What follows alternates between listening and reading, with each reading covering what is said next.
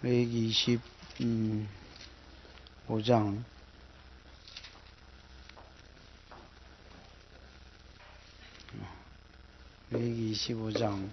8절부터 뭐 하게 되든 못하게 되든 34절까지를 읽어보겠습니다. 들의 사면 밭은 그 영원한 기업이니 팔지 못할지니라. 안식년을 어제 했고요. 오늘은 희년에 대해서 잠시 공부하도록 하겠습니다. 희년은 말 그대로 하면 뭡니까? 욕입니까? 희년을 말 그대로 하면 뭐라? 기쁨의 해라는 뜻입니다. 희년, 기쁨의 해라. 뭐 그런 의미가 있습니다. 뭐가 기쁘고 왜 기쁨의 해라고 정했느냐? 8절을 보면 너는 7 안식년을 계수할지니 이는 7년이 7번인즉 안식년 7번 동안 곧 49년이라. 그러니까 안식년 6년이라고 7년 쉬어라 했다면 7년 전에 쉬어라 했지요. 1년을 쉬라 했는데 안식일에서 안식년으로 그러면 1년 쉬고 그 다음에 또 6년이라고 1년 쉬고 그런 식으로 해가지고 안식일을 몇 번 거치면 7번 7번 거치게 되면 그러면 총 몇 년입니까? 49년이지요. 49년이 되면 9절에 보면 우리가 희년이라 하면 일반적으로 50년째를 생각하는데요. 여러분 이거 한번 보십시오. 이스라엘 백성의 하루 개념, 우리가 하루 이라면 아침에가 떴다가 지는 걸 하루라고 이렇게 보는데 이스라엘 사람은 저녁부터 이제 그 다음날 저녁까지가 하루라. 그 다음에 여러분 우리가 희년 생각하면 딱 50년째부터 50년에 해당하는 49년이 지나고 50년째를 희년으로 생각하는데 이것도 그렇지 않습니다. 49년 끈티에서 이렇게 걸쳐져서 50년으로 50년 끝으로 뭐 이렇게 넘어가는 겁니다. 그러면 언제 희년이 시작되느냐? 9절에 보면 49년이라 7월 10일은 속죄일이니 너는 나팔 소리를 내되 전국에서 나팔을 크게 불지며 그렇게 되지요. 그러면 그 49년째 7월 10일 날 대속죄일 날을 지나면서 뭐가 공포되는 겁니까? 희년이 공포되는 겁니다. 대속죄일은 우리가 공부해서 잘 알지만은 이제 이스라엘 백성의 죄를 한꺼번에 사는 거지요.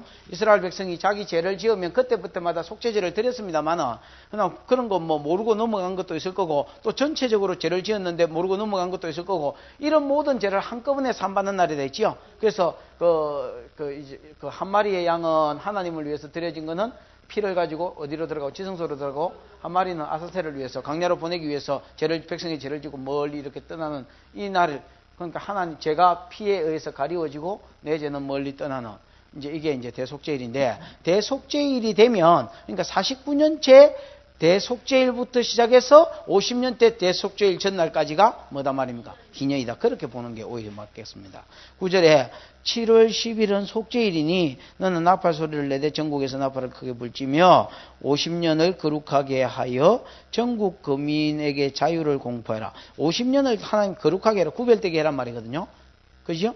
하나님 특별히 이 50년째가 구별되게 그러니까 49년 속죄일 지나서부터 그 해가 구별되게 되기를 원하셨습니다. 다른 해보다 어떻게 특별히 구별하기를 원하셨고요. 전국 거민에게 뭘 공포를 했습니까? 자유를 공포. 그러면 왜 희년이냐? 이 50년째는 전국 거민에게 뭐가 공포되는 해입니까? 자유가 공포되는 해라. 자유가.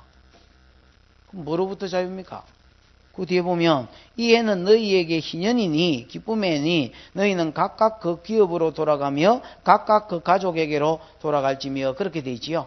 그래서 두 가지 개념입니다. 하나는 모든 사람이 전부 자기 뭐로 돌아가고 자기 기업에게로 돌아가고 자기 가족에게로 돌아가는 겁니다. 그래서 기쁨의 해가 되고 하나님은 이것을 위해서 특별히 이 50년을 하나님 구별해라 그렇게 말씀하는 거예요. 그럼 희년은 기쁨의 해다. 뭐가 기쁘냐? 자유를 공포하는 것이다. 그래서 각각 어디로 돌아가고 기업으로 돌아가고 각 사람이 자기 가족에게로 돌아간다. 원래 하나님께서 이스라엘 백성을 이제 애굽에서 끄집어내셔서 가나안 땅에 들어가게 하실 때는요. 40년 광야길을 이제 가나안 땅에 들어가잖아요. 그 가나안 7족속 정복했지요. 정복하고 나서 땅을 어떻게 분배하셨습니까? 제비 뽑았지요. 여호수아 13장부터 보면 이스라엘 백성이 제비를 뽑습니다. 제비를 뽑되 각 지파별로 족장들이 나가서 두령들이 나가서 제비를 뽑았고요. 그다음에 제비를 뽑아보니까 여기는 원래 이스라엘 백성이고 시몬, 유다, 예를 들어서 베냐민, 그다음에 에브라임, 므낫세 이런 식으로 해가 제비를 뽑았습니다. 그다음에 제비 뽑은 것들이 또 모여가지고 지파끼리 모여가지고 가문별로 다시 제비를 뽑았습니다. 족속과 가문별로. 그 다음에 가문 안에서는 또 가족들이 있을 거 아닙니까? 가족별로 다시 또 제비를 뽑았습니다. 그래서 모든 이스라엘 백성에게 땅이 공평하게 주어졌고요. 그 다음에 땅 없는 사람이 없어요. 그때 당시에는 부자도 처음에 이스라엘 백성이 가나안 땅에 들어왔을 때는 부자도 없었고 걸베이도 없었고 주인도 없었고 종도 없었어요. 왜? 모든 사람이 공평하게 제비 뽑아서 자기 집을 얻고 자기 땅을 얻고 기업을 얻었기 때문에 부자가 없고 걸베이가 없고 주인이 없고 종이 없었어요. 근데 이제 살다가 보니까 어떤 놈은 여러분 깨얼러 터진 놈이 있을 거 아닙니까? 그런 놈이 있어요. 깨얼봐서 터져가지고 하루 종일 시간 줘도 하루 종일 자빠지는 것들이 있어요. 사람 원망하고 싶은 마음도 없고 또 비방하고 싶은 마음도 없지만 그거는 좀 너무하지요. 하여튼 게을러서 자기의 가진 기본적으로 준 소유를 잃어버린 사람도 있을 거고 또 여러분 노름이나 욕심이 생겨가 도둑질을 해가지고 도둑질하다 잡히면 예를 들어서 몇 배나 물어줘야 되고 또 5분의 1을 물어주는 게 기본이고요. 만약에 팔로를 열어서 팔았으면 5배를 물어주고 이런 거 있거든요. 그러면 그런 이 도둑질해가 잡힌 것들은 또 종이 되기도 하고 물어줄 게 없으면 그러니까 이제 여러 가지 예를 들어서 또 아프기도 하고 이런 자기의 죄나 허물이나 실수나 아니면 자기의 연약함으로 인하여 우연히 없다고 봤을 때 자기 연약함으로 인하여서 자기 기업을 팔아먹어버리고 집을 팔아먹어버리고 심지어 여러분 자기 몸뚱이 자기 새끼까지 팔아먹어버려서 종이 된 사람이 생기고요. 그 다음에 또 뭐가 되고 예를 들어서 걸베이가 기업을 다 잃어버린 경우도 이제 생기게 되고 이런 사람에게 있어서 이 희년은 이런 이스라엘 백성이 특히 연약하고 가난한 이스라엘 백성에 있어서 이 희년은 특별히 기쁨의 해라. 뭐가 기쁘노? 자유를 공포하는 해라. 모든 사람에게 자유를 공포하는 해. 그래서 여러분 각기 각기 그 기업으로 50년이 되면 희년이 되면 잃어버렸던 땅을 원주인에게로 뭐 해주라는 겁니까? 돌려주라는 겁니다. 그래서 각기 그 기업으로 간다는 것입니다. 또 그 사람이 종으로 잡혀있다 할지라도 희년이 되면 그 종에서 자유를 주어가지고 원래 자기 가족에게로 돌아간다. 그래서 종에서 자기 가족의 품으로 또 여러분 걸베에서 자기 기업으로 돌아가서 다시 여러분 공평한 세상이 이루어지는 온 이스라엘 안에 다시 그 여호수아 때 나누어졌던 그 공평이 다시 이루어지는 그래서 모든 이스라엘 안에 거지가 없고 가난한 자가 없고 부자가 없고 또 주인도 없고 뭐도 없는 종도 없는 세상에서 다시 여기 땅에 가서 출발해라. 그래서 이렇게 되면 여러분 한 세대 사람이 실수했다면 그 실수를 그 다음 세대가 안고 가지 않겠지요. 예를 들어서 한 세대가 예를 들어서 아버지가 죽고 이렇게 아들이 어른이 되고 하는데 한 50년이 걸린다면 여러분 결국은 또 공평하게 하나님 시작하게 하시고 공평하게 시작하게 하시고 이런 세상을 꿈꾸고 하나님께서 희년을 특별히 이스라엘 백성에게 선물로 주신 거예요. 참 좋겠지요? 별로 안 좋겠습니까?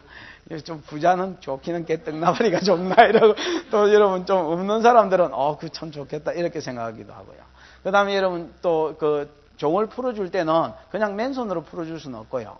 그 출애굽기 21장에 보면 또 신명기 15장인가 보면 한 미천 이렇게 살림 미천을 떼서 이렇게 이제 나눠주라 그렇게 되어 있습니다. 그래서 여러분 지금 이제 종도 놓였고 그 다음에 여러분 걸베가 됐던 사람도 자기 기업으로 원래 돌아갔잖아요. 돌아가서 이제 뭐 해야 되느냐? 야, 이때까지는 내가 노예라서 이때까지 쇠가빠지 벌어가지고 이제 주인한테 꼬라박혔는데 이제 드디어 나도 자유인이 됐고 나도 내 기업이 생겼다. 그래 죽으라고 이래가지고 여러분 내가 그 이야기 했지요. 몇 년 실직한 게 갑자기 여러분 돈 맛을 보면 돌아본다 했지요. 그래 또 못하는 기라. 못하고 11절 12절 읽어보십시오. 시작. 그 50년은 너희의 희년이니 너희는 파종도 하지 말며 이는 희년이니 너희에게 거룩함이니라. 너희가 밭에 소산을 먹으리라. 자, 이 50년에 이제 해방된 것들이 자기 기업으로 자기 가정으로 돌아가서 그 자유함을 어디에 쓰라고 했느냐? 놀아라는 겁니다. 미친 듯이 또 일하지 못하도록. 여러분 49년도 안식이지만 희년도 안식이지요. 그래서 49년째도 안식년에다가 희년은 큰 안식년이기 때문에 아예 2년을 놀아야 돼. 맞잖아요. 그럼 희년에 풀린 사람이 풀리자마자 뭐 해야 돼? 아무것도 못해요. 여러분, 아담이 며칠 날 지음을 받았습니까? 6째 날 지음을 받았어요. 이제 지음을 받아서, 기저귀 켜고, 이제 맡겨만 주십시오, 주인님. 이렇게가 일을 시키는 줄 알았는데, 7째 날 나와 더불어 쉬면서 교제자 하시는 거예요. 여러분, 이것들이 게을러서 잃어버리든지, 도둑질을 하다가 종이 됐든지, 뭐가 됐든지 자기 기업을 잊어버린 데는 우연은 없습니다, 여러분. 뭔가 자기가 깨달았든지 못 깨달았든지 그렇게 될 수밖에 없었던 이유가 있었을 거예요. 무슨 말인지 알겠습니까? 그럼 여러분 세상 일은 시라는 거예요. 그때 여러분 안식년하고 똑같기 때문에 뭘 못하도록 되어 있습니까? 파종을 못해요. 그 다음에 여러분 나무를 가꾸는 사람은 전지를 못해요. 가지치기를 해가 솎아주기 이런 거 전혀 못하고 그 다음에 여러분 결실도 못한다 했지요. 네가 파종하지 않았으니까 추수가 돼도 놔두고 네가 가서 거두지 마라. 하나님이 자연스럽게 일으킨 식물이 있을 거고 과일이 있을 건데 그거는 뭐가 해라? 니도 먹고 네 종도 먹고 나그네도 먹고 짐승도 먹고 모든 자연 만물이 같이 논아 먹으라 했지요. 그러면 자연적으로 주신 그거는 그냥 자기가 따먹으면서 그 1년은 농사 안 짓고 추수도 안 하고 결실도 안 맺고 수장도 안 하고 아무것도 안 하고 뭐 하느냐? 어제 우리 찾아봤습니다만 신명기 31장 다시 한번 보십시다. 신명기 31장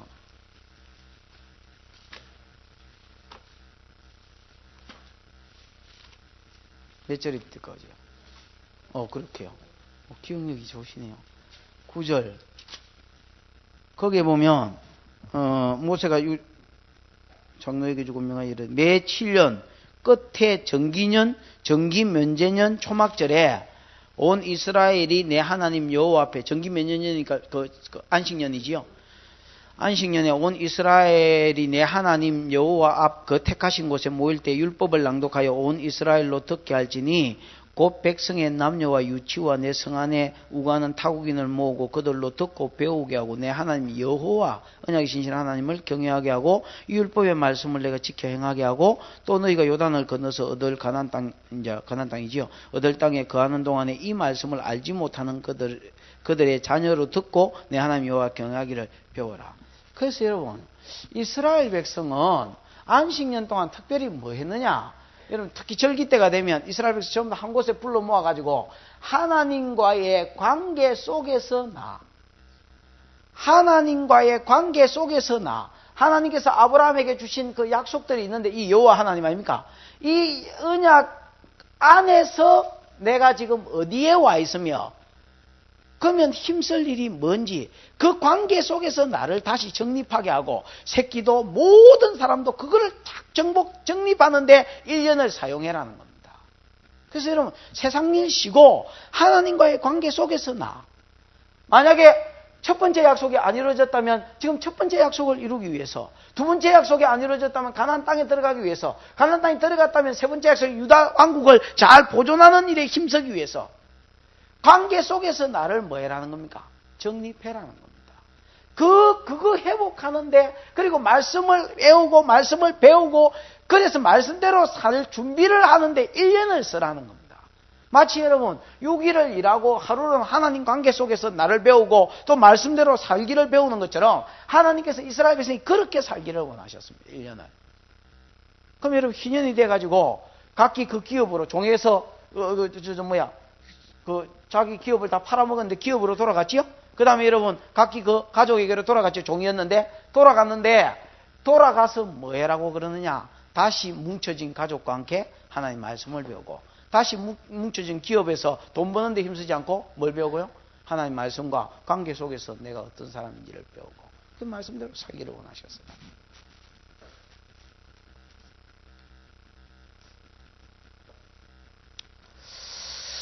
자, 한 가지 물어보십시다. 이스라엘 백성이 희년을 여러분 몇 번 지켰다고 생각하십니까? 이스라엘 백성이 여호수아 때 가나안 땅을 차지하고 사사시대가 400년, 뭐 350년 조금 넘지요.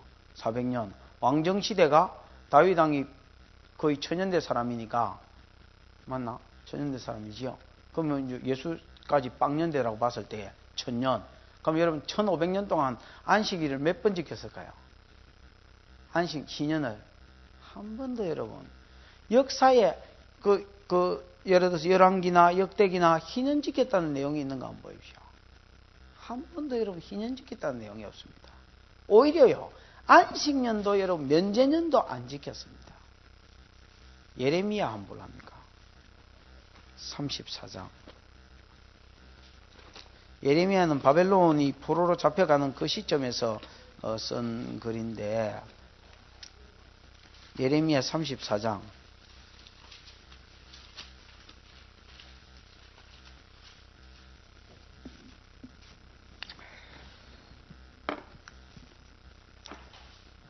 거기 보면 18절에 보면 송아지를 둘로 쪼개고 그 두 사이로 지나가서 내 앞에 언약을 세우고 그 다음에 내 말을 실행치 아니하고 언약을 범한 너희들은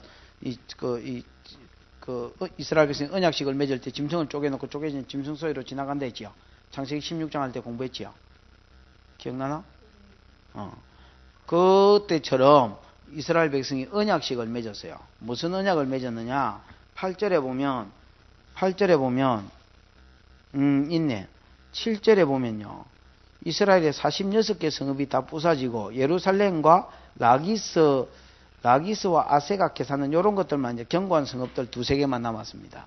되지요? 그럴 때에 8절에 시드기야 왕이 예루살렘에 있는 모든 백성과 언약하고 자유를 선언한 후에 이게 여러분 내가 보기에 희년 때인 것 같아요. 요때가 자유를 선언한 것. 희년 때고 특별히 안식년에 희년이 끼었기 때문에 자유를 선언한 후에 여호와께로서 말씀이 예레미야에게 임하니라. 그 언약은 곧 사람으로 각기 히브리 남녀 노비를 놓아 자유케 하고 그 동족 유다인으로 종을 삼지 못하게 한 것이라. 이 언약에 참가한 방백들과 모든 백성이 각기 노비를 자유케 하고 다시는 종을 삼지 말라 함을 듣고 순복하여 놓았더니 후에 그들의 뜻이 변하여 자유케 하였던 노비를 끌어다가 다시 복종시켜 노비를 삼았더라. 이렇게 되어 있습니다. 그러니까 여러분 자유를 공포했어요. 뭐 이때가 아마 희년 때가 돼서 자유를 공포했어요. 근데 왜 자유를 공포했냐면 이때 여러분 이스라엘 백성이 이제 이 바벨론인에 의해서 거의 진멸당하고요. 진멸당하고 뭐라 합니까? 성읍이 이제 뭐 2-3개 이렇게 남았을 때라. 그러니까 이럴 때 이제 하나님이 선지자를 통해서 야, 왜 임마 한 번도 안식년을 안 지키고 희년을 안 지키노? 그 종을 놔주고 그 다음에 기업을 돌려보내고 뭐 이렇게 해라 하니까 했어요. 너무너무 똥줄 땡길 때라서 순종하기는 했는데 그때 마침 어떤 일이 있었냐면 여기가 남유다입니까? 그지요? 하고 여기 지금 바벨론이 쳐들어왔는데 여기 북이스라엘은 벌써 망했고요. 여기가 망하면 이제 애굽이 망하는 거예요. 무슨 말인지 알겠습니까?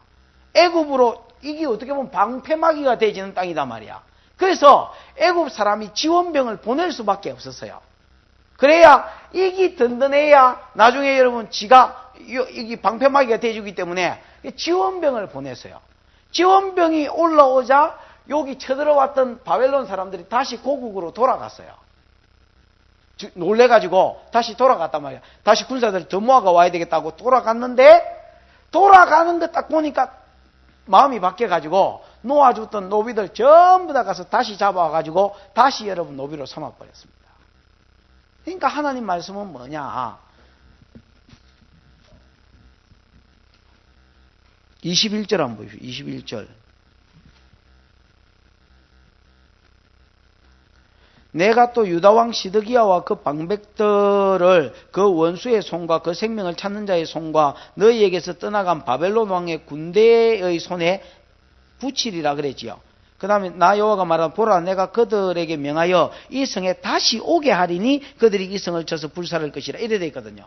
그러니까 애굽이 와서 도와준다는 말을 듣고 바벨론은 돌아갔지요. 돌아가니까 다시 이제 똥줄이 좀 이제 땡기땡기 풀렸지요. 풀리니까 다시 노비를 잡아가지고 너 임마 다시 노비가 되라 하고 뭐 했단 말입니까?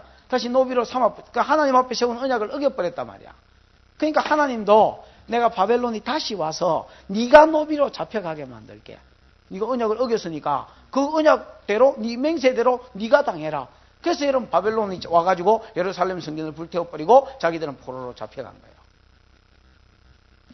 그러니까 여러분 이스라엘 역사상 한 번도 희년이 이루어지고 희년이 지켜진 적이 없었어요. 심지어 여러분 좀 더 말하자면 요시야 때에 여러분 이스라엘 백성이 초막절 지킨 내용이 나옵니다. 근데 거기에 뭐라고 써져 있냐면 요수아 시대부터 지금까지 이와 같이 초막절을 지킨 때가 이스라엘 역사상 없었다. 이렇게 3대 절기도 제대로 못 지켰단 말입니다. 무슨 말인지 알겠습니까? 그렇다면 여러분 안식년이고 희년은 여러분 무슨 희년? 6년 6일이라고 하루 쉬는 것도 언제나 안식일이 끝나서 밀을 내고 그래 생각하고 있는데 어떻게 여러분 6년을 일하고 1년을 쉬어? 이 믿음이 있어야 이게 되는 기지 이게 쉬운 게 아니고 또 하나님께서 내 삶을 책임진다는 개념이 있어야 되는 기지 이게 쉬운 게 아니고요.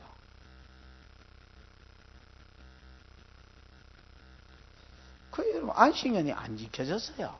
희년은 더 안 지켜졌어요. 그러면 하나님은 희년이 안 지켜질 거 알았을까요? 몰랐을까요?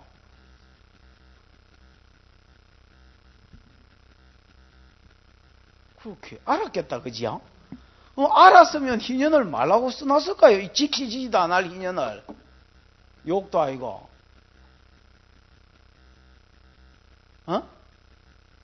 이게 미스테리야, 이가. 여러분, 자, 봐봐. 희년 말은 참 좋지요? 야, 기쁨의 해다. 나팔을 불어서 뭐를 공포해라? 자유를 공포해라. 내가 처음에 너한테 기업을 줄 때에 종도 없었고, 주인도 없었고, 부자도 없었고, 걸베이도 없었던 것처럼 50년마다 이런 세상이 와서 새로 출발하게 해라. 여러분, 이거 얼마나 멋있노? 좋다. 부자들은 좀 그렇지만, 하여튼, 평민들은 좋다. 여러분, 경기가 너무 어렵고, 부자들은 너무 잘 나가고, 어려운 사람은 너무 못 일하니까, 우리나라 사람들 하는 말이 뭡니까? 에이씨, 김일성이 내려와가 다시 다 부사쁘고, 새로 시작했으면 좋겠다. 그 부자들은 또 그런 소리 안 하지요. 지지리도 없는 우리들이 이제 그런 소리 어쩌다가 이제 하기도 하고, 듣기도 하고, 이런 생각이기도 하는데. 참 좋다, 이거. 그리고 이제 딱 이제 희년이 공포되면, 다시 회복이 됐는데 회복된 것들이 돈 버는 데 미치지 말고 네가 이렇게 망하게 된 뭐가 있을 거니까 이유가 있을 거니까 1년 동안 하나님 말씀을 배우고 하나님 관계를 정립해서 그러고 나서 그 다음 해에 새로 시작해라. 이거 좋다. 1년 쉬면서 예배만 드리고. 근데 여러분 희년이 지켜졌나 실제로?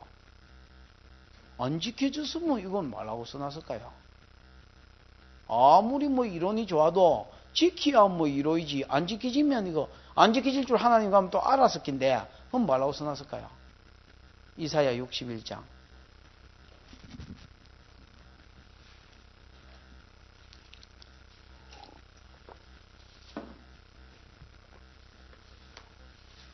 이사야 61장.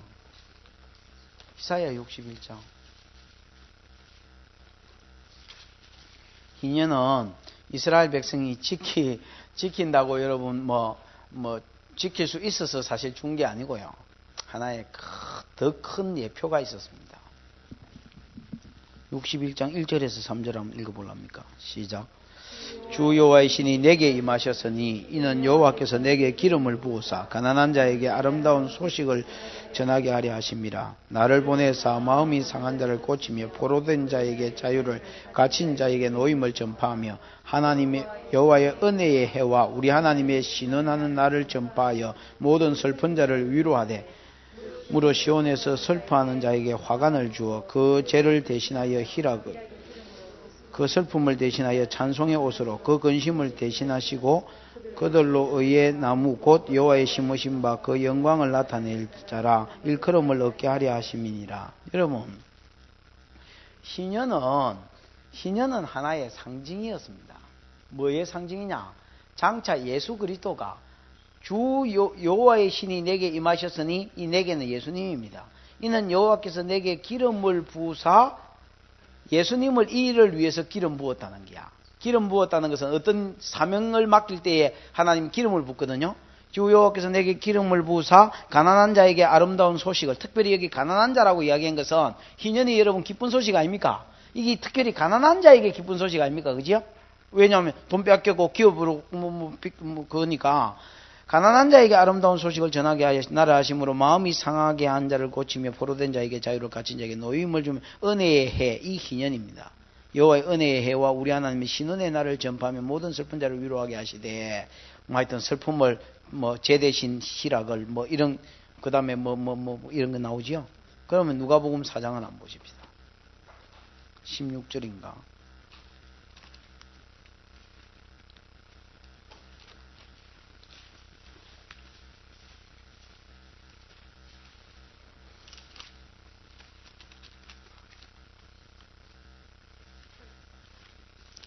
(16절에) 보면 예수님이 나사렛에 가셨죠.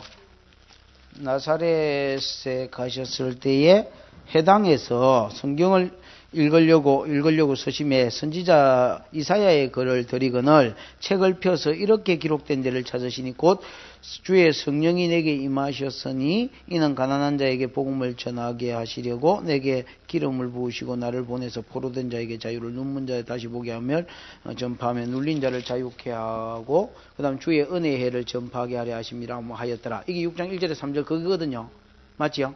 그 다음에 그 책을 덮어 그 맡은 자에게 주시고 앉으시니 해당에 있는 자들이 다 뭐라 하는고, 이걸 가지고 어떤 설교를 하실란고 이라고 주목하여 보니까 예수님이 짜다라 무슨 설교를 안 하셨어요. 그럼 뭐라고 이야기하셨느냐? 이에 예수께서 저희에게 말씀하시되 이 글이 오늘 너희에게 응하였느니라 이렇게 하셨어요. 그러니까 이 글은 여러분 누구에게 여호와께서 내게 기름을 부으사 기쁨의 해를 선포하고, 이거 누구에게 응한 말씀입니까? 예수님께 응한 말씀이고, 예수님은 희년을 성취시키기 위해서 이 땅에 기름 부어 오신 분이다라는 것입니다. 그럼 특별히 희년은 뭘 이야기하느냐? 두 가지의 회복인데 하나는 종이 자유인이 되는 거, 종에게서 벗어나서, 그지요? 그 다음에 하나는 또 뭐였습니까? 기업을 잃어버린, 땅을 잃어버린 자들이 기업을 많은 거, 회복하는 거였지요? 그래서 여러분, 이것은 뭐로 말미암아 이루어지느냐? 예수 그리스도로 말미암아 이루어진다라는 겁니다. 예수께서 이 땅에 오셨을 때에 이 십자가에 죽으시러 오셨는데, 십자가의 죽으심으로 뭐가 이루어졌느냐? 우리가 여러분, 마귀의 종, 죄의 종으로부터 뭐해지고, 그렇죠. 아담이 선악을 알게 하는 나무의 실과를 따먹게 되므로 이제 죄의 종이 되지고 그 모든 저주가 그 자손에게 원죄로 미쳐졌다 했지요. 그래서 모든 땅 위에 있는 사람은 죄와 죄의 종이고 마귀의 종이었는데 여기에서부터 뭐를 주셨다라는 겁니까? 갈라디아서 5장 1절과 12절에 있는 것처럼 여기에서 주님께서 우리에게 자유를 주셨다. 이거는 여러분 로마서 6장을 읽어보면 압니다. 로마서 6장에 보면 전에는 우리가 죄의 종되었지만은 예수께서 십자가에 우리의 대표자이신 예수께서 내 죄를 지고 죽으심으로 내가 이제 죄에서 뭐 되고 죽은 자 되고 장사 지낸 바 되고, 이는 다시 죄에 뭐가 되지 않게 하려 하심이라, 종노릇 하지 않게 하려 하심이라, 그렇게 되어 있습니다. 그래서 우리를 죄의 종노릇 하는 데서 뭐 해주시고 건져주시고, 그 다음에 우리를 잃어버린 땅 낙원을 뭐 해주셨습니까? 다시 여러분 회복시켜 주시는 이 일을 하셨고, 이것은 여러분 어떤 자가 받아 누리느냐? 7월 10일 대속죄일부터 시작된다 했지요. 몇 절이었습니까? 다시 본문으로 가보십시오. 9절이었죠. 9절에 보면 언제부터 여러분 희년이 시작되냐면 49년 7월 10일 대속죄일부터 나팔을 불으라 했거든요. 그럼 대속죄일은 예수가 우리 죄를 지고 한꺼번에 여러분 그의 피로 우리 죄를 덮어주고 우리 죄를 멀리 옮기신 것의 상징이 되지요. 이것을 믿는 데서부터 뭐가 시작된다는 겁니까? 희년이 시작되진다라는 것입니다. 그래서 희년은 역사상 이루어지기를 하나님 물론 바라셔서 썼지만은 이스라엘 백성이 마음이 강팍하게 안 이루어질 줄 알았습니다. 그들의 이기적인 것 때문에 이루어지지 않을 것을 아시고, 더 나아가서 누가 오셔서 예수 그리스도가 오셔서 우리 죄를 위해서 죽어주실 때에 우리가 죄로부터 자유함을 받고, 그 다음에 뭐하고 그렇지. 잃어버린 기업을 다시 회복하는 이제 복된 백성이 되고 기쁨의 백성이 되었다라는 것을 가르쳐 주기 위해서 쓴 것입니다. 그러면 이 회복을 받은 사람이 힘써야 될 게 뭘까요? 이 은혜를 회복받은 자가 힘써야 될 것은요, 미친 듯이 여러분 다시 나가서 세상에서 사는 게 아닙니다. 세상 일은 뭐하고요? 세상 일은 우선에 적고, 세상 일을 하지 말라는 게 아니고, 우리가 세상 일을 해야 되지. 먹고 살려면 세상 일도 해야 되고, 진급도 해야 되지요. 그게 급한 게 아니고, 더 급한 게 있단 말이에요. 더 급한 게. 그게 뭡니까? 하나님과의 관계 속에서 그 다음에 이제 하나님의 말씀을, 전에 우리가 죄의 종이 되고, 전에 우리가 하나님의 기업에서 쫓겨났다면, 뭔가 여러분 이유가 있었을 거 아닙니까? 그지요? 그 세상 일이 급한 게 아니고 하나님과의 관계 속에서 나를 찾는 게 급하다 말입니다. 여러분, 제가 새벽에 새벽 기도를 이렇게 인도하다 보면 저는 이제 어떤 사람을 겨냥해서 설교를 잘 안 하는 편입니다. 뭐 여러분이 생각할 때 뭐 어떻게 생각하는지 모르겠습니다만은, 그래도 뭐 시험 드는 사람이 간혹가다 있기는 있습니다만은, 막 본문도 가급적이면이 아니고 거의 무슨 뭐 특별한 절기 때 아니면 이렇게 내 마음대로 임의로 바꿔가지고 잘 설교 안 하고요. 그 다음에 이제 해도 어떤 사람을 딱 제 신앙 양심에 어떤 사람을 딱 겨냥해가지고 저거 요번에 한번 들어서 골탕 좀 먹어라, 이렇게 설교하지 않습니다. 그러니까 그냥 말씀을 그대로 할 수만 있으면 성경을 그대로 풀려고 그럽니다. 그래서 자기가 찔려서 자기가 뭐 회개하면 보이고 시험 들어도 할 수 없는 거고, 그래서 그냥 말씀이 뭐라 하는 분위기면 가급적이면 뭐라 하고요. 말씀이 또 안 뭐라 하는 분위기면 가급적이면 안 뭐라 하고요. 할 수만 있으면 본문 그대로에 충실하려고 이제 나름대로 뭐 예를 뭐 이야기하려다 이래 됐죠. 새벽기도 뭐 이야기. 그래 이제 그러려고 하는데, 새벽에 여러분 또 새벽에도 물론 그런 때가, 새벽에 그럴 때 주로 많고요. 또 예를 들어서 뭐 다른 예배 때에 증거 다 하고 보면 주제가 딱 뚜렷하게 나타난다 아닙니까? 그죠? 그러면서 이 말씀 저 사람이 꼭 와서 들었었으면 겨냥해서 설교를 하려 하는 게 아니고, 말을 다 증거하고 보니까 준비할 때는 막 그런 생각이 잘 안 났는데, 막상 딱 증거하고 보니까 꼭 필요했던 사람이 기억이 나요. 그러면 저 사람 오늘 좀 와가지고 저 말씀 좀 들었었으면 참 힘이 됐을 건데 하는 그런 말씀이 있어요. 오늘 새벽도 좀 그런 게 좀 있었어요. 그러고 나서 그 사람이 안 보이면요, 그럼 개인적으로 내가 뭐 신방을 안 하니까 가서 찾아가가지고 뭘 또 다시 말해주기도 그렇고요. 그렇다고 뭐 새벽 기도로 그 사람 올 때까지 계속 그 본문 할 수도 없는 거고요. 참 안타까운 것 같아.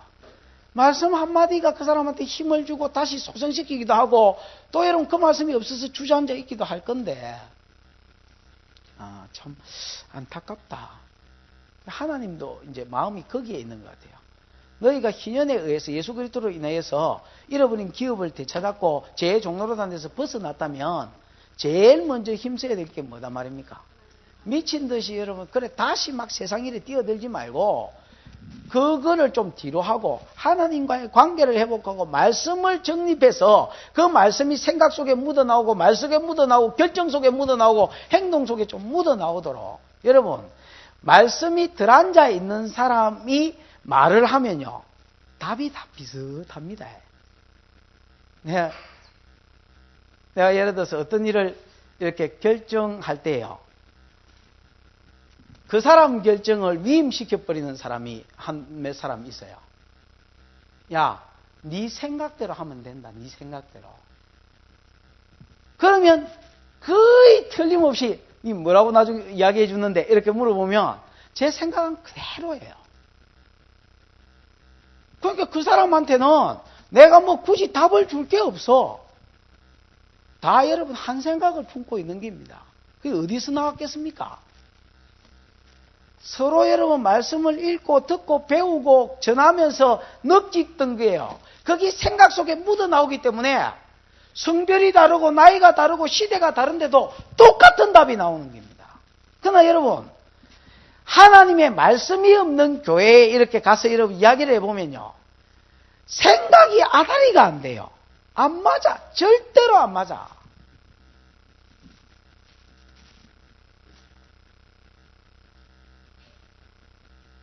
하나님은 이스라엘 백성이 말씀에서 한 생각을 품고 하나님과의 관계 속에서 이 땅을 새로 출발해서 사는 것을 희년을 맞이한 백성에게 요구하는 첫 요구로 주셨습니다. 그 다음 나머지는 뭐 다 했던 말의 반복이고, 그 다음에 뭐 부수적인 그런 내용들입니다. 어디 있습니까? 이제 희년을 지키는 데 있어서 문제점이 있을 수 있습니다. 예를 들어 또 팔 일이 있겠지요. 에? 기업을 또 팔아먹어야 될 일이 있을 거 아닙니까? 그럴 때 어떻게 되느냐 13절에 쭉 읊어만 드리겠습니다. 희년에는 너희 각기 기업으로 돌아갈지라 내 이웃에게 팔든지 내 이웃의 손에서 사거든 너희는 서로 뭐하지 말했습니까? 속이지 말고 희년 후에 연수를 따라 내 이웃에게 살 것이요 그 열매를 얻을 수 있는 연수를 따라 내게 팔 것인저 연수가 많으면 그 값을 많게 하고 연수가 적으면 희년이 예를 들어서 10년밖에 안 남았다. 그러면 여러분 땅이 뭐 1000평이라도 희년에 50년 남은 100평하고 여러분 값이 같으면 안 되지요. 그러니까 연수가 적으면 값을 적게 받아야 되고 연수가 많으면 값을 많게 하고 연수가 적으면 그 값을 적게 할지니 곧 열매의 다수를 따라 내게 팔 것이라. 이게 이제 또 무슨 말입니까? 두 가지를 참고로 해서 팔아란 말입니다. 희년이 얼마나 남았느냐. 그렇죠? 그 다음에 이 밭에 원래 소출이 얼마나 나오느냐. 여러분 뭐 고구마를 심어도 이런 밭이 좋은 밭에 고구마를 심으면 고구마가 반고구마가 나오고 그 반고구마 종자를 그대로 가져가 가지고 밭이 안 좋은 데 심으면 뭐가 나옵니까? 물고매가 나오지요. 이거 여러분 참 희한해. 우리 그 작은 집에 가면 고구마가 여러분 완전히 밤이라. 우리 그 앞집에 작은 집인데 그 집 내가 종자를 가져가 가지고 우리 집에 심었거든요.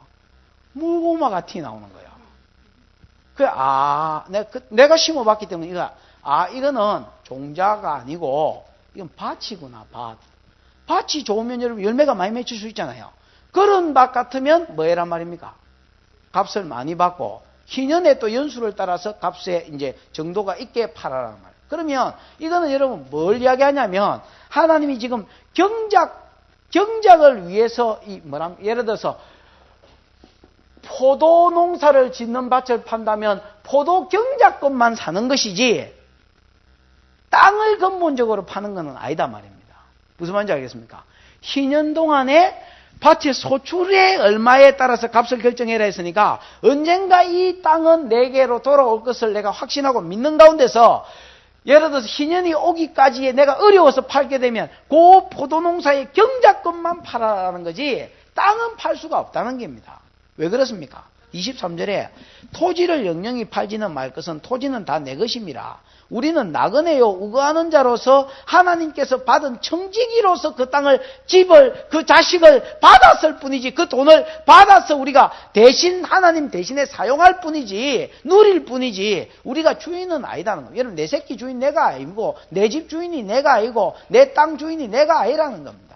하나님이 주셨고 거두어 가신다면 거두어 가시고 이게 잘못되면 하나님 거두어 버리겠단 말입니다. 이게 잘못돼서 거두어 갔잖아요. 실제로 이스라엘 역사는.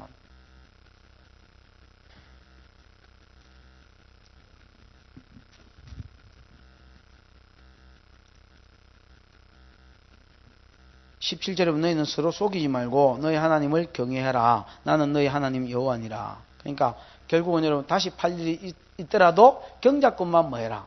팔아라. 이제 이렇게 요구하고요. 그 다음에 이제 희년의 관계에 대해서 또 하나 문제점은 20절에 나옵니다. 너희 말이 우리가 만일 제7년에 심지도 못하고 산물을 거두지도 못하면 무엇을 먹으리요 하겠으나 이제 이런 게 있을 수 있지요. 예를 들어서 안 그래도 여러분 안식년이 이제 7년째인데 77이 49년에 7월 10일부터 해가 그 다음에 또 7월 9일까지가 안식 기년이니까 어떻게 보면 여러분 1년 반 넘는 세월 각 2년을 그냥 쉬어야 된단 말이야. 아무 일도 못 하잖아요. 그러면 2년을 쉬으면 우리는 뭐 먹고 살아면 손가락 빨고 살아란 말이야. 이렇게 말할 수 있단 말이야. 말할 수 있지요. 여러분 우리가 엿새 일하고 1년 쉬어라 하루 쉬어라 하는데도 하루 그날이 장사 더 잘 된다고 문을 닫아야 되니 말아야 되니 머리를 찢고 앉았는데 그러니까 어떤 사람들은 막 그 사이를 못 참고 뻑 쫓아가 돈 벌러 가는데 6년을 힘써 일했으면 1년은 하나님 관계 맺어라. 와, 이거 여러분 진짜로 믿음이 없으면요, 여러분 어려운 길입니다. 그 이제 20절에 보면 너희 말이 만일 우리가 제7년에도 심지 못하고 산물을 거두지도 못하면 뭐 먹고 살아야 되나? 손가락 빨까? 이제 이렇게 이야기하는 겁니다. 18절에 너희는 내 법도를 행하며 내 규례를 지키라. 그리하면 너희가 그 땅에 안전히 거할 것이라. 땅은 그 산물을 내리니 너희가 배불리 먹고 거기 안전히 거하리라. 그러면서 너희 말이 이렇게 돼 있지요. 그러니까 여러분, 지 생각이 있고 하나님 말씀이 있다는 거야. 지 생각이 있고 하나님 말씀이 있는데, 지 생각에는 꼭 안식년에 희년까지 지키면 꼭 망할 것 같아. 근데 하나님은 뭐라 하냐면, 너희는 내 백성이니까 뭘 지키라는 거야?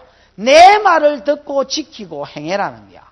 그러면 하나님께서 어떻게 해? 그 땅에 안전히 거하게 하시고, 그 다음에 땅은 뭐를 내고? 산물을 내리니 너희가 배불리 먹고 거기 안전히 거한다는 것은 평안히 거한다는 말입니다. 그래서 마음의 평강과 육신의 부유를 누가 주겠단 말입니까? 하나님이 복으로 허락하겠다는 겁니다. 그러니까 여러분, 네 생각 따라 살지 마라. 여러분, 내 생각에는 일요일이 제일 장사가 잘 되니까 우선에 여러분 잘 벌릴 수도 있습니다. 그날이 일하면 여러분 일주일 내내 돈 번 것보다 더 잘 되는 품목에 따라 다르겠지만 일주일 내내 일한 만큼 벌 수도 있습니다. 여러분. 그러나 여러분, 하나님이 복을 거다 푼다면 결국은 뭐 하지 말라는 겁니까? 일하지 마라. 그러면 하나님께서 복을 주겠다는, 마음의 평강도 주시고 뭐도 주시고요? 복도 주시고. 21절에 보면 내가 명하겠다는 거야. 내가 명하여 제6년에 내 복을 너희에게 내려, 하나님의 복을, 복의 근원이 하나님 아닙니까? 너희에게 내려 그 소출이 3년 쓰기에 족하게 할지라. 너희가 제8년에는 파종하려니와, 안식년이 지나면 8년째는 이제 심을 거 아닙니까? 파종하려니와, 그때 파종만 한다고 해서 그 달에 당장에 따먹는 것도 아니니까 그때는 뭐를 먹고?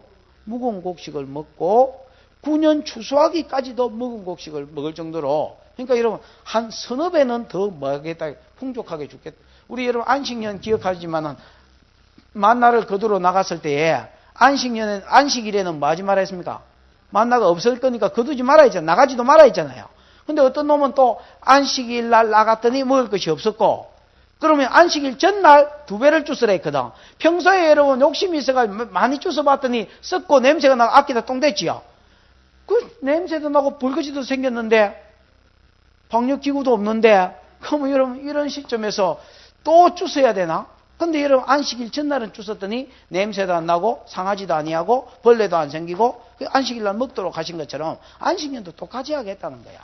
그러면 내가 일하고 하나님 관계가 회복되고 말씀대로 살 수 있는 내 생각에 말씀이 묻어나오도록 말씀을 배우고 연구하고 하나님 관계 속에서 나를 알고 어떤 사명을 내가 이 시대에 감당해 살아야 되는지, 그거를 여러분 배우고 1년을 쉬면서 하나님 천국을 누리는 게 낫나? 쇠가 빠지 일하고 그 다음에 여러분 그러다가 하나님 말씀 없이 지 생각대로 나중에 살아가다가 망하는 게 낫나?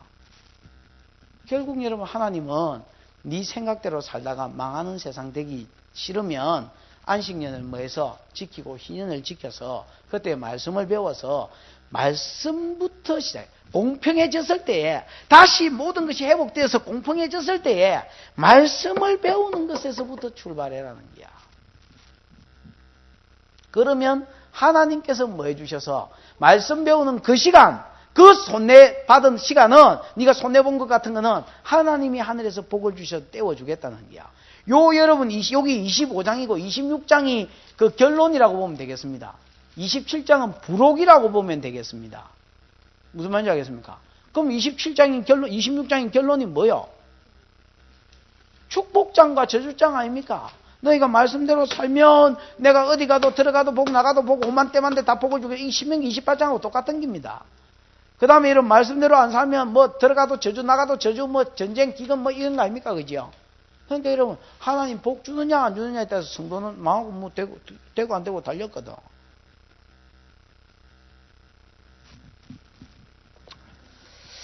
그러면서 토지는 영영이 팔지 말 것은 토지는 다 내 것입니다. 하나님 말뚝을 박았습니다.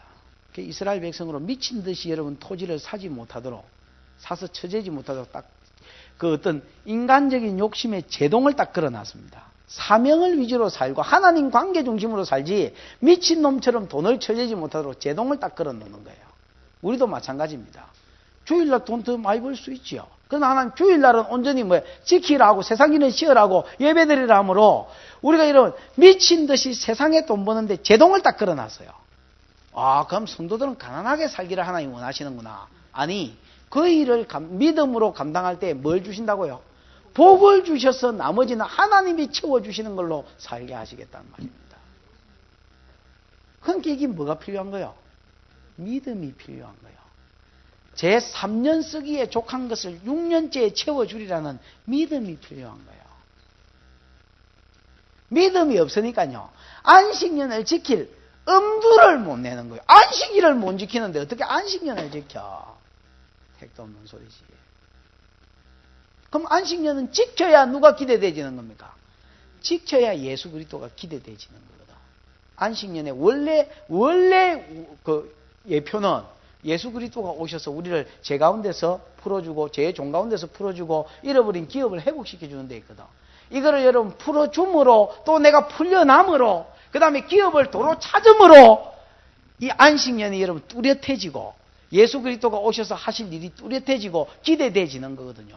안식년을 무슨 저가 포기해보는데 예수해 주실 복을 포기한 거지 뭐라.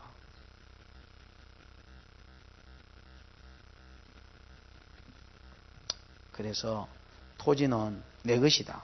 너희가 팔거나 사거나 청지기가 감히 팔거나 사거나 하지 마라. 아까도 말했지만 정 어려워서 팔면 경작금만 팔아야지요. 경작금만 팔고 24절에 너희 기업의 온 땅에서 그 토지 무르기를 허락할지니 이게 무슨 팔았다면 다시 여러분 형편이 되면 사라 말입니다. 언제든지 주인이 내가 그 경작권 다시 사야 되겠다면 돌려주라는 말입니다. 그게 무르기를 허락해라. 무르기를 회복하기를 허락해라 그 말입니다. 25절에 만일 형제가 가난하여 그 기업의 얼마를 팔았으면 그 건족이 와서 이 고엘이란 말인데요. 고엘이 와서 동족에 판 것을 물어줄 수도 있습니다. 만일 그것을 물을 사람이 없고 자기가 부유하게 되어 힘이 생기면 다시 여러분 그 판회를 개수해서 희년하고 개수하고 이래가지고 다시 받으면 되겠죠. 지가 사면 돼. 그러나 지도 살 힘이 없고 건족 중에서 빵실한 놈도 없으면 무조건 기다리라. 뭐를 기다리라? 희년을 꿈꾸면서 기다리라는 거야. 판 것은 희년이 이르기까지 산자의 손에 있다가 희년에 미쳐 돌아올지니 그가 그 기업에 돌아가리라. 성벽이 있는 성내의 가옥을 팔았으면 요거는 뭐라 했습니까? 성벽이 있는 성내의 가옥. 요걸 요즘으로 치면 도시입니다. 도시. 여러분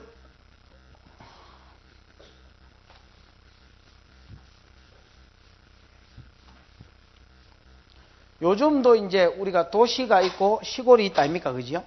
시골에는 땅이 있고 그 땅에 이제 뭐 예를 들어서 자기 논밭을 중심으로 집이 이제 하나 뜬그렇게 있는 거예요. 이제 옛날에 이제 주로 이렇게 돼 있는 거예요. 하나님이 자기에게 주신 기업의 중간이나 한쪽 귀퉁이에 뭘 짓고 집을 짓고 그 기업을 자기가 경작하는 거예요. 요게 이제 성벽이 없는 기업이고 요거는 몇 절부터 나오냐면 31절에 나옵니다. 근데 29절은 이거는 이제 정상적인 기업으로 주신 거고요. 이 기업하고 상관없이 이스라엘 백성이 살다가 보니까 전쟁도 일어나고 또 도시 문화가 형성되면서 이거 그냥 집만 짓자.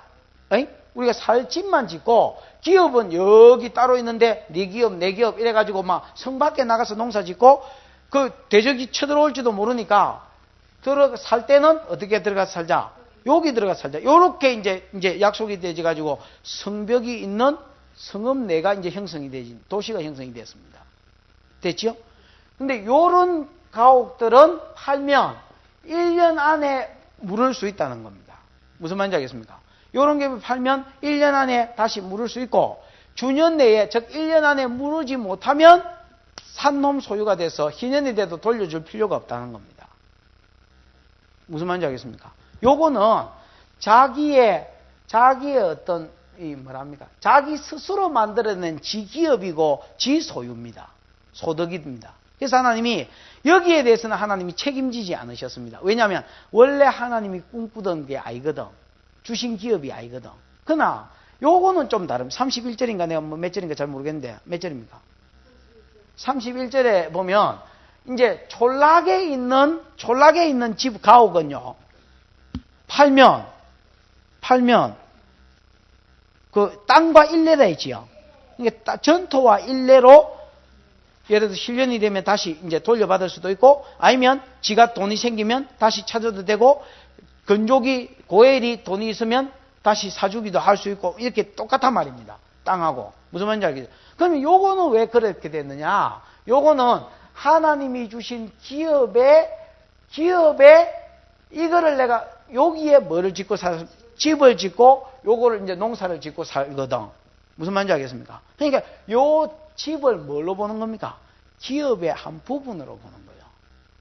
그러면 요거는 뭘로 보는 겁니까? 요거는 사람들이 기업의 집을 짓고 사는 게 아니고, 전쟁이나 이런 때에 뭐 하나님도 막아주겠지만은 그거보다 우리끼리 막 도시를 형성하고 살자기가 저끼리 따닥따닥따닥 모아가놓고 집을 지었기 때문에 저거가 머리를 굴러서 한 거기 때문에 여기에 대해서는 하나님 뭘 지지 않는다는 겁니까? 책임을 지지 않는다. 그래서 그거는 팔아도 막 소모품 판 거하고 같이 막 1년 안에 물으려면 물을 수 있고 안 그러면 그러나 이거는 하나님이 주신 기업이기 때문에 책임을 져주겠다는 말입니다. 그래서 하나님이 주신 것이냐 아니면 지 잔머리 굴린 것이냐, 이제 거기에 따라서 좀 다를 수 있고요. 그 다음에 여러분, 성읍에 있는 집이지만은 예외가 있습니다. 32절에 보면, 레이족 속의 성읍, 곧 그 기업의 성읍의 가옥은 레이인이 언제든지 물을 수 있으나, 레이 사람이 물으지 아니하면 그 기업된 성읍의 판가옥은 희년에 돌려보낼지니, 대저 레이 사람의 성읍의 가옥은, 그러니까 이게 성벽이 있는 성읍의 가옥입니다. 그렇다 할지라도 이스라엘 자손 중에서 얻은 기업이 됨이니라. 그러나 그 성읍의 덜 사면은 아예 팔지도 못한다. 이건 무슨 말이냐면, 아까 여러분 성벽 안에 있는, 성벽이 둘러쳐져 있는 가옥은 주년 내에 무르지 못하면 소유권이 완전히 넘어간다 했지요. 그러나 여러분 레위인은 다릅니다. 왜냐하면 레위인에게는 하나님이 아예 기업을 안 주시고 그냥 집을 48개 성읍 중에서 그들이 살 집을 주셨습니다. 그죠? 성읍을 주셨잖아요. 성읍을 주셨고 그 성읍에 있는 이제 덜을 주셨는데, 요거는 여러분 집이지만은 가옥이지만은 레인에게는 기업이 없었고 요게 그의 기업이었습니다. 그리고 하나님의 일을 하면서 주는 거, 예를 들어 뒷다리나 흔든 가슴이나 11조나 요런 것들이 레인의 뭐기 때문에 기업이기 때문에 요거는 집이고 가옥이라 할지라도 요거는 레인의 뭐다 말입니까? 하나님이 주신 기업이기도 말입니다. 그래서 하나님이 주신 기업은 하나님께서 뭐 해주신단 말입니까? 책임져 주시고 돌려보내 주시고, 지가 잔머리 굴려가지고 만든 세상이나 만든 가옥이나 이런 거는 소모품으로 팔아도 되고 안 팔아도 된다는 겁니다. 그럼 여러분 이런 거 한번 보십시오. 우리가 말씀대로 살다가 받은 기업이거나 말씀대로 살다가 받은 복이면, 예를 들어서 사단이 해하거나 우리가 잘못해가 빼앗기거나 그렇게 해도 하나님이 다시 뭐 해주겠단 말입니까? 책임져 주시겠고 찾아주시겠다는 겁니다. 그러나 여러분 말씀의 기반이 아니고 저것끼리 머리를 굴려서 하나님을 불신해서 만들어낸 그 모든 것들은 하나님 거기에 대해서는 뭘 지지 않겠다는 겁니까? 책임을 지지 않겠다는 것입니다. 우리가 여러분 하나님과의 관계 속에서 사명을 감당하다가 복을 받은 게 중요합니다. 이런 복이라야 말씀을 알고 말씀대로 살고 사명을 알고 사명대로 살다가 받은 기업이고 받은 복이라야 하나님 그 복에 대해서 하나님도 뭘 주시고 책임을 지시고 돌봐주시고, 잃어버리면 회복시켜 주시고 뭐 날아가면 찾아주시고 하지, 지가 머리 굴린 것에 대해서는 하나님도 책임져 주지 않겠다라고 말하는 것이 오늘 본문의 내용입니다. 희년은 참 이론적으로 볼 때는 참 어마어마한 복된 세상입니다. 이거는 여러분 지금 우리에게는 이루어질 수 없고요. 예수 그리스도가 우리를 구속함으로부터 시작해서 우리가 천국에 갔을 때에 이런 세상이 이루어질 것입니다.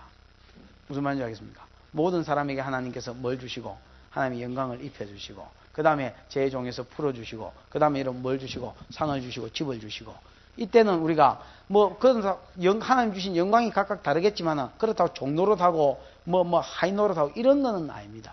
하나님 각자 주신 영광에 더 큰 영광을 뭐 할 뿐입니까? 누릴 뿐인 세상. 희년은 예수 그리스도로 인하여서 예수님이 우리를 구속하여 십자가에 죽어주심으로 인하여서 내가 죄의 종로라는 데서 뭐하고 벗어나지고 자유인이 되지고 그 다음에 잃어버린 하나님의 천국을 많은 것 회복하는 것을 희년으로 보셨습니다. 이 희년은 우리가 받은 은혜입니다. 우리가 여러분 예수 그리스도로 인하여서 이 은혜를 받았습니다. 이 은혜를 받은 자가 제일 힘써야 되고 제일 우선순위로 삼아야 될 게 뭐다 있습니까? 돈 버는 데 미쳐 사는 것이 아니고 하나님 말씀을 배우는 것입니다. 말씀이 내 생각 속에 묻어날 때까지, 말씀이 내 입 말 속에 묻어날 때까지, 말씀이 내 결정 속에 묻어날 때까지 하나님 말씀을 배워서 말씀대로 살고 하나님과의 관계 속에서 나를 보고 이 시대에 내가 뭘 해야 될 사람인지 사명을 보고 그렇게 살 때에 그 다음에 하나님이 주신 것들은 그렇게 살다가 받은 기업들은 하나님 뭐 해주신다는 겁니까? 하나님 책임을 져주시겠다 했습니다. 하나님 내게 희년의 복을 주신 것을 감사합니다. 제 대신 화관을 하나님 내게 배옷 대신에 기쁨의 옷을 입혀주신 것 감사합니다. 이 기쁨을 늘 기억하고 자유됨을 누리고 또 죄에서 자유됨을 종되었던 자에서 자유됨을 누리고 천국을 회복한 것을 기뻐하며 소망 삼고 또 하나님 말씀대로 살아드리는 우리의 삶이 되게 해달라고 기도하시고 실제로 그런 복이 있기를 축원합니다. 기도하십시다. 들은 말씀을 생각하면서 하나님 한번 기도하고 또 여러분 오늘 가지고 온 기도 제목 가지고 기도하시다가 각자가 돌아가실 바랍니다. 기도하십시다. 하나님 아버지 은혜를 감사합니다.